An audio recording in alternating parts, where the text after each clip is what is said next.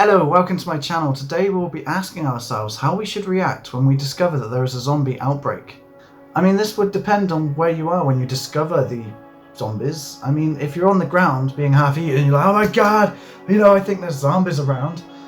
You might have to wait for another video for that one, but... This video is for if you are given some sort of warning sign and are currently relatively safe. Number 1, get prepared. As soon as you get the idea that something just isn't quite right, like when your family just start eating each other and run after you, or maybe you see news reports flare up of warning signs, then don't waste time. The faster you catch this, the better your chances are of surviving into the longer game. If you don't have it, then the first 2 things you should search for is water and shelter. The human body can survive quite a long time without food, it's surprising really. So no matter what you're doing, always make sure you've got water and shelter. However, when it comes to food, canned foods can actually last indefinitely. So long as they're not dented or damaged, then they should last a pretty long time. Make sure you stock up on anything you can get your hands on, like fuel, water, clothes, equipment, any survival gear you may have. Like a solar powered kettle, because I don't function very well without my tea in the morning. Seriously though, anything solar powered could prove invaluable and would be a great morale boost for your group. Number 2, you're going to have to get fit. Unfortunately though, I'm not selling magic pills for this one, and I feel like a big hypocrite telling you to get fit. My exercise involves just getting out of bed in the morning, and that's hard enough. You need to make sure your cardio is at the top of its game at all times. Don't leave it to luck for your next encounter. But if you're going to outrun these hordes of zombies, then you're going to need to work on your cardio. So whatever your free time is now, make sure to include some fitness training. Ultimately, you don't have to outrun the zombies, just your companions. If your fat friend falls to the ground, that'll be a great distraction while you make your escape. And on the contrary to that, here's the next tip. Number 3, strength in numbers. Your friends and family will be your most trusted allies in this. However, you'll have to be strong enough to decide whether someone just isn't worth keeping. If someone's holding you back, you'll have to cut them from the group. Don't let that be you. Eventually, you'll have to expand and look for allies. Now, this could be dangerous, so take caution. But if there's a larger hostile group that comes after you, it'll be your allies that you call to fend them off. Now remember, you'll also be called to protect your allies, so make sure they're worth keeping. Number 4, always have backups. Make sure you have backups for almost everything.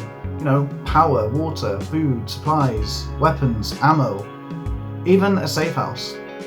If you're out there trying to get back home and you get cut off from zombies, then you'll need to go somewhere else. Having a backup place to go would also be a great thing, because if you get overrun at your main location, and everyone gets separated, everyone will know where to go. So you'll have a rendezvous point. But don't just stop there, make sure you have a hierarchy system in your group. Because if your leader gets killed, then you'll need to know who to turn to in case of an emergency. Number 5, don't make yourself an easy target. The more that you gather, the more of a target you'll become to others. If people want your stuff and you look like an easy target, they're gonna try it. Talking about easy targets, as harsh as it may sound, try to remember where elderly people used to live. They're usually pretty stocked up on medicine, and by now they might not even need it anymore. Be warned though, these elderly people may have been slow in the past, but as zombies they may pose a greater threat. Unless, their dentures have fallen out and they got no teeth anyway, then they can't really gum you to death, can they? Other people out there may not have had enough time to prep, so in their mind they need to be brutal to survive. If they don't take your stuff, they're gonna die, so they're gonna fight you with their lives. Arm yourself with anything you can. Now, what I'd want is a samurai sword, an AK-47 and full riot gear, but in the real world that's not really going to happen. You don't really find that in the streets lying around here. When it comes to a weapon, you'll just want to make sure you have one to start with, and you can upgrade as time goes on. Just make sure that if you find an axe and you think that's great and you ram it into a zombie's head, you're going to need to be able to get that axe out of it, because that's not an easy thing to do. So make sure you get the right weapon for you. When it comes to armor though, you may need to get creative. I mean, one of the best things I seen in one of the zombie films was where they had magazines duct taped to their arms, and I think that would be a great thing. If a zombie runs at you, it's surprised. You'd end up with your arm straight up there, and then you're dead. Whether you survive that accident or not. I mean, it's pretty intimidating as well. I mean, you've seen someone in the street taking on zombies like a boss, dressed up fully in magazines. Unless they were dirty magazines or something, but let's just not go there. Number 6, always be mindful of escape routes. If you're always paying attention and you're mindful about your environment, then it would be easier if something does go wrong to know where to go straight away. And those seconds you save could just save your life. But if all else fails, always try to find higher ground, because zombies can fall downstairs a lot faster than they can go up the stairs. And if they're the really dumb type of zombies, then they won't be climbing those stairs anytime soon, and I suggest just holding it out until they get distracted and remain as quiet as possible. Number 7, adapting to the situation. Choosing the right weapon for a job can make the best out of a situation or the worst out of a situation. And you see a single zombie in the middle of the street and you just need to cross the road, don't run over to it screaming, going, yeah, that will just give away your location and you'll have to fend off more zombies. Meaning you'll use up more ammo when a quick jab to the head would have done just fine. When you go into an area and you see just one zombie, you know he's there, so look out for others and where they could be hiding. Understand your risk for every move you make, and remember, always conserve your ammo and stay quiet. Shh. Number 8, rations. Always have rations on hand at all times.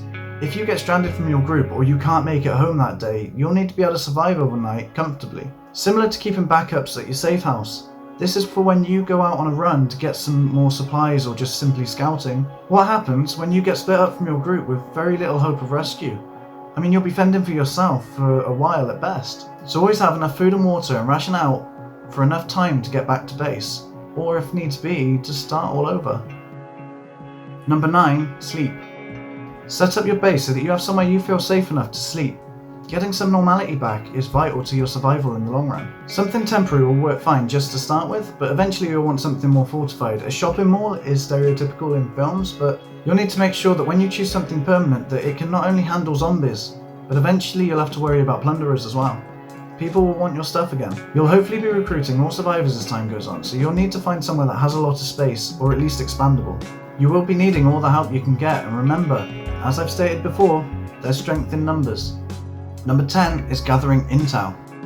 You'll need to know more about the zombies on a global scale. The TV and radios might not actually be down yet, there might still be emergency broadcasts. And that could be a great place to get some info. And I mean more than removing the head or destroying the brain. That should be pretty obvious by now. It's the less obvious information that you might need, like if there are any safety zones nearby, or if they're doing search and rescue by land or air. Getting a basic understanding of how far this has spread. This might not be a global event, and if it's being controlled or uncontrollable, then you'll know whether you need to survive in the long term or seek help for search and rescue teams. The type of infection could also be important to know, because if you haven't found out already whether it's cross-species, then it might not just be humans that you end up fighting against. Even your most trusted loyal pet could turn on you if the worst is to happen. Whether that's your dog or your hamster, the rules will still apply. To further increase your chances of survival, it's best to be prepared at all times. Even if the apocalypse isn't zombie driven, being prepared will give you a massive advantage when you need to get the hell out of Dodge. Here are a few useful items to help you get prepared. Unlike this isn't real. Getting a great backpack would be a great start, as you can use it to get ready, have it filled there, so when an emergency happens, just grab it and go. With great mobile storage and built to carry weight, so it distributes the weight around your body. This portable water filter could arguably be the most important tool you have for your survival needs. Being able to find water and then being able to purify it will make your apocalypse much easier. Having a first aid kit in any form to hand will be vital to your survival. I mean, it's great to have it and not need it, but what if you need it and you don't have it? It's not like help's coming your way anytime soon.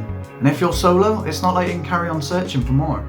So make sure you're stocked up before you need it. One of the worst things that can happen is being hungry and having food, but not being able to open it. So I suggest getting a durable tin opener, not a rubbish one.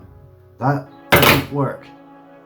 This will last a lot longer, but what I actually suggest would be to get yourself a great multi-tool, and that way you've got a tool for whatever you need. Thank you for watching. I hope you enjoyed this video, and I hope you gathered some survival knowledge from it. But yeah, so thank you for watching, and I'll see you next week with a new video. They're breaking through. I gotta go.